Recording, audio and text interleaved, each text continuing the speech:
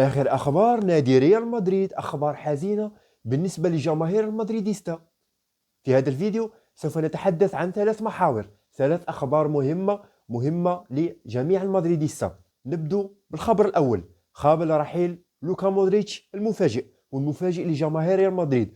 خبر حزين لجميع المدريديستا الأحرار اللي راهم يشجعوا نادي ريال مدريد من أزمنة عديدة. رحيل لوكا مودريتش كان بمثابة مفاجأة بالنسبة لي، على الأقل كنت متوقع لوكا مودريتش يستمر لموسم إضافي مع نادي ريال مدريد، لأنه اللاعب ما أعطاش شروط تحجيزية لريال مدريد، يقبل أنه يكون لاعب دكة، خفض الراتب تاعه بنسبة 50%، يعني وقابل بدور البديل. يعني لوكا مودريتش على الأقل كنت أريد يستمر الموسم القادم مع تشابي ألونسو باش يساعده في إدارة غرفة خلع الملابس. كما تعرفوا إدارة غرفة الملابس بالنسبة لتشابي ألونسو سوف تكون مهمة جدا، مهمة صعبة بالنسبة للمدرب الإسباني. لماذا؟ لأنه غرفة ملابس ريال مدريد تمتلك العديد من اللاعبين النجوم، كيليان مبابي، رودريغو، جود بيلينغهام، فينيسيوس جونيور، فيديريكو فالفيردي، يعني العديد من النجوم. فاستمرار لوكا مودريتش لموسم آخر كان سيفيد تشابي ألونسو كثيرا في إدارة غرفة خلع الملابس الخاصة بنادي ريال مدريد. ولكن فلورنتينو بيريز هو صاحب القرار اللي ما قررش يجدد لوكا مودريتش لموسم آخر.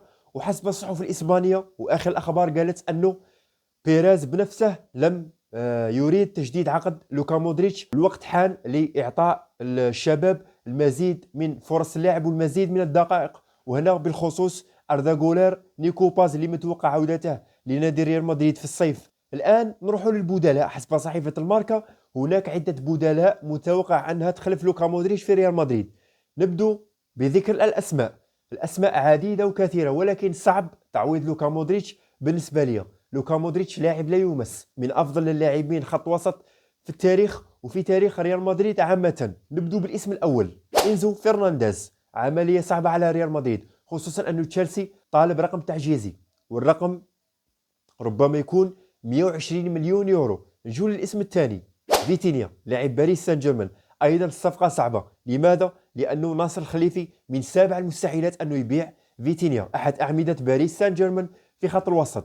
نجول للاسم الثالث والمتوقع بنسبة كبيرة أنه يكون هو خليفة لوكا مودريتش في ريال مدريد، أنجيلو شتيلر لاعب شتوتغارت. السعر تاعه والقيمة التسويقية تقدر ب 40 مليون يورو، سعر مناسب لإدارة ريال مدريد، وبالنسبة لي خيار ممتاز في خلافة الدولي الكرواتي مودريتش في ريال مدريد.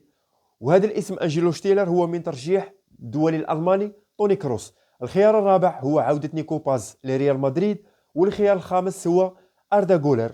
هذو هما الأسماء المرشحة لتعويض الدولي الكرواتي في ريال مدريد. والصفقة الصعبة اللي بالنسبة لي وممكن ريال مدريد يتم التوقيع مع هذا اللاعب هو فيرتس هو الخيار البديل المنطقي والمناسب للوكا مودريتش في ريال مدريد، ولكن السعر تاعه مبالغ فيه، 120 مليون يورو. إدارة باير ليفركوزن تطلب هذا السعر بالنسبة للأندية اللي راها مهتمة به.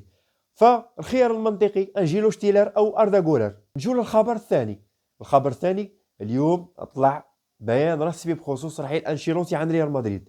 خلاص أنشيلوتي سوف يرحل عن ريال مدريد ويتجه لتدريب المنتخب البرازيلي. بالنسبة لي وبالرغم من موسم ريال مدريد السيء هذا الموسم، ولكن أنشيلوتي يبقى أفضل مدرب في تاريخ النادي، أفضل مدرب في تاريخ ريال مدريد. مدرب حصل على العديد من الإنجازات، على العديد من الألقاب مع ريال مدريد، موسم العاشرة، موسم 2014-2015، موسم الرابعة عشر، وموسم الخامسة عشر. فأنشيلوتي يبقى من المدربين التاريخيين في ريال مدريد، ولازم نشكروه على الفترة اللي قضاها مع نادي ريال مدريد، والفترة اللي انتشل منها فريق ريال مدريد في 2021 اللي كان الفريق ذاهب إلى الهاوية. ولكن مع قدوم أنشيلوتي في موسم 2022 استطاع السيطرة على غرفة خلع الملابس، استطاع جلب الرابعة عشر اللي كان لا أحد متوقع أنه يتوج بها في النهاية، لأنه ريال مدريد كان في فترة انتقالية. فرحيل أنشيلوتي لازم نشكروه على الإنجازات اللي قدمها لنادي ريال مدريد، بالرغم من أنه قدم موسم سيء، ولكن أنشيلوتي يبقى من بين المدربين التاريخيين لنادي ريال مدريد. وهذه كانت آخر أخبار نادي ريال مدريد. كتبوا لي رايكم في التعليقات، من هو البديل المناسب للوكا مودريتش في ريال مدريد؟ كتبوا لي بديل منطقي. يعني ما تقولوليش بديل بسعر ال 120 وال 130 مليون يورو، كتبوا لي بديل منطقي ومناسب لخلافة لوكا مودريتش في ريال مدريد. ما تنسوش خوتي تدعموني في القناة باللايك والاشتراك. نتلاقوا هاد اليامات في فيديو جديد ان شاء الله، والسلام عليكم ورحمة الله.